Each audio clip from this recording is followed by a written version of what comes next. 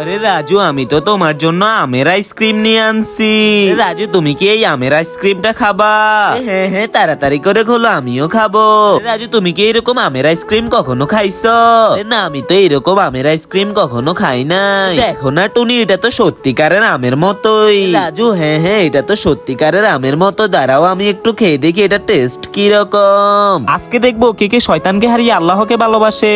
যারা আল্লাহকে ভালোবাসো তারা ভিডিওতে একটা লাইক আর একটা সাবস্ক্রাইব করো। যদি শয়তানকে ভালোবাসো তাহলে কিছুই করার দরকার নাই, আর কমেন্টে আল্লাহু আকবার লিখে যাবে। আরে টুনি, তুমি তাড়াতাড়ি করে খাও, আমিও খাবো, কারণ আমি আর ধৈর্য ধরে থাকতে পারতেছি না।